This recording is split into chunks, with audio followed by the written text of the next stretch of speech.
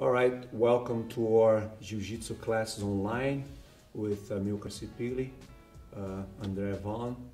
We are this week covering a little bit about escapes or defending game. Jiu-Jitsu is divided basically in positioning. First we achieve a position, we control the position, and then eventually, of course, we're gonna attack. There's positions that are attacking positions, there's positions that are holding positions. So you want to always seek for the attacking position to be effective. The defending game, it's very important in Jiu-Jitsu, especially for the guys that are more the newer comers to the game, the newer players. In the beginning, they're going to just be defending a lot. And that brings a lot of frustration sometimes because you get in bad positions, you don't know how to get out, how to defend, how to survive. And this week, I want to cover just how to defend, how to be able to escape things, how to be able to survive the other guy or the more experienced guy to some attacks in Jiu-Jitsu. We have basically a group of 20-25 positions that we see all the time when you roll. We know they are the armbars, the triangle, omoplata, footlocks, kimura, key locks, some choke, guillotine choke. All those are very basic, but they are like the core of attacking. The attacking game that we have. If you watch any fighting event or any competition, those are the moves that you see most of the time. Once in a while you see something different, but because those are like the sense of the attacking game that we have. Of course, when you're able to defend those moves in particular, you're already way better because you're already able to survive. The idea always is to get your defending game very sharp first. You're gonna use more, and then of course you start to throw some attacks. Also, in the real situation, on the street or even MMA or in any situation that you are involved, what brings you confidence is not the fact that you know that you can beat someone, that you can tap someone, or you can overcome someone. Is the fact that you know that that person cannot do anything against you that you don't have an answer for. So it's very important to work in your defending game. Basically, that's what I'm trying to say. That's going to bring you confidence. You know that the person is not going to do anything against you, that you're not going to have an answer. So today we're going to start with one of the most common positions probably that we see the most is the armbar from the guard. From the armbar from the guard, actually from all defending positions, there's three phases. The first phase is preventing. You want to make sure the person that you're going against, or your competitor, or your opponent, don't even do the move. You prevent the move before the move is even created, is even formed. You see it coming, you prevent that. The second phase is you're going to be defending. The person starts to do the move on you, you realize the move start to be created and is happening, and then you defend the move. Basically, you cut it in half, or you stop, you spoil the move, you do something that the move is not actually finished.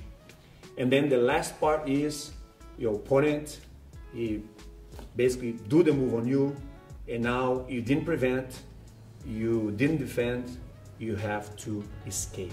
Now at the end of the part of defending, you have to escape now. You don't want to be in that area much. You don't want to be always trying to escape. You want to be more like preventing and defending. But when you are new, you don't recognize the move, you don't understand the technique, and you basically are more trying to escape. When you get a little bit higher belt, brown, black, you're going to be preventing more and you're going to be defending more. And that's why you have more understanding of the art. So let's go for the armbar. He's going to go down, I'm going to go in his guard. I'm going to show just a quick example about those three elements: the preventing, the defending, and the escape. On this situation here, I can use it, you guys can fully understand what I'm saying. For example, I'm fighting here. I see his hips move that way, I already shrink my arm. Go ahead, go like for armbar. Look, I shrink my elbow inside. He wants the armbar. I understand that. I didn't make him notice that. I just shrink my elbow inside. I know it's going to be already hard for him to get my arm, So I prevent. The move was not even created yet. Just because I did this, I put my elbow right in his thigh right here, and I'm good. I'm preventing. you know. But I didn't do like, you know, I don't want also to be so obvious to him that I recognize the move. I do in a way that, look, I shrink my elbow here and I keep firing. I already defend my arm. I prevent the armbar to happen. And he don't need to know. He might think, oh man, I was gonna go for his arm. And I'm thinking, he's gonna go for my arm, already prevent. That's preventing. Defending, look, he goes for the arm. Look, I hold my biceps, go. Boom, I got here. I prevent first, but now I'm defending the armbar from happening. Didn't happen yet. He's gonna have to fight for my arm now. Eventually I can probably put my arm out, push him and pass. But now I'm defending the arm. Means he started to do the move, he's doing the move, and in the middle of the move I kind of like stop or spoil his move. I did something that he could not accomplish his move completely. So that is defending. So you go again, look, just by holding my bicep here and throw my hand inside, no problem. I already defend. It's not over yet. He's gonna fight for my arm here and I gotta fight to get out. But what I'm saying is, I didn't let him accomplish his move. And then we're gonna go to the last phase, which is escaping. Escaping is he did the arm, I was kind of like, but he got my arm. Now the arm bar is 1 second from being accomplished here. You already got it. Things are solid right here. I'm in a little bit trouble. One thing I don't want to do, I don't want to stand up. Look what happens to my arm when I stand up. If I start to stand up here, I armbar myself. So just by going up, I'm putting pressure on my own arm. Let me show you without you. Look, if I'm here, my arm is in danger. He got my arm, and I stand up, look what happened. I armbar myself. I don't want to do that. But that's very common. I see in fights people try to stand up and prime the arm out. If this guy is good, when you try to prime your arm out, he's going to break your arm, he's going to hurt you. So you don't want to stand up. You don't want to fully extend your arm. Actually, you want to do the opposite. You want to try to touch your shoulder to your hand. So your arm is a little bit more protected. Because what he wants to do is extend your arm and put pressure on your elbow here with your thumb in the right position.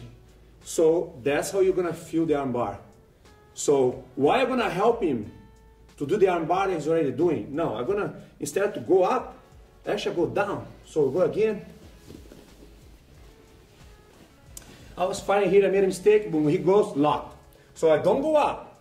As soon as he got my arm, look what I do. I go with my hand behind his head, I start to go towards him a lot, and I bring my leg right behind his butt.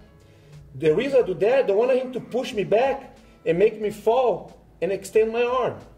Now look, I have control here, I hold my bicep. Sometimes people even put this here. You can do it that. I usually hold my bicep and go here. See how it's all crunched up right here? Now like slowly, I start to pull my arm out. Look, slowly. When my elbow is out, I'm out. Then I have two options here. One, I push his hip to the side, pass. Or I throw my hip at him and pass too. Come on this way. So I was here fighting. Boom, he got my arm. Don't go up. Look. Bend it. Don't put his arm here like this straight too, because then he attack my other arm. It's not good. I go towards him. I bend him here. Put my leg right behind his butt, his spine right there. Now look, slowly. Put elbow out. Little by little. My elbow's out, I'm out. The other option that I have, I throw my hips at him. That way. I also pass. And that's what you want. You want every time he throws a move on you to be a position for you. For example, he throws, can you imagine, every time he throws armbar, I pass his guard. Soon he's not going to throw armbars anymore. But if every time he throws armbar on me and I kind of like accept that, instead to try to prevent, defend and escape, it's going to be a perfect game for him. So one more time.